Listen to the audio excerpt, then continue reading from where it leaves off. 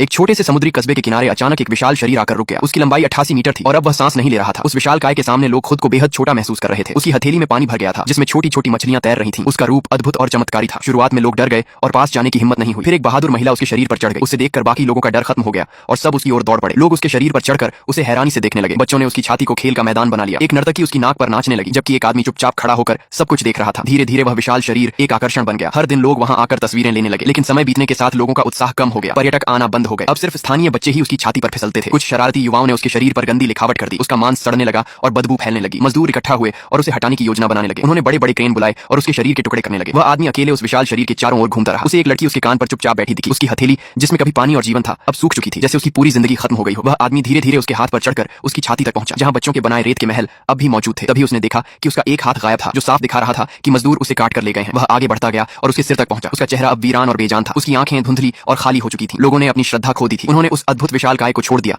और उसे सिर्फ एक साधारण जीव समझने लगे। धीरे धीरे उसका शरीर गायब होने लगा। अब वहां सिर्फ कुछ सीगल पक्षी बचे थे जो उसके सड़े हुए मांस को नोच रहे थे। वह समुद्र तट जो कभी शोर और भीड़ से भरा था अब पूरी तरह शांत हो गया। कुछ महीनों बाद वह आदमी फिर उस कस्बे में लौटा। उसे हर जगह उस विशाल काय के निशान बिखरे हुए मिले। उसकी एक बड़ी हड्डी बंदरगाह पर पड़ी थी। दुकानों ने उसकी पसलियों को साइन बोर्ड बना लिया था। उसकी खोपड़ी को एक किसान ने गोदाम बना लिया था और उसकी सबसे मजबूत हड्डियां सर्कस के तंबू के खंभे बन चुकी थी। लेकिन वह आदमी हमेशा मानता था कि वह विशाल काय कभी मरा ही नहीं। एक दिन वे दैत्य फिर लौटेंगे अपने बिखरे हुए शरीर को वापस लेने और फिर एक भेल की तरह समुद्र में लौट जाने के लिए। तो आखिर लोग क्या देख रहे थे, एक लाश या एक भूला हुआ भगवान?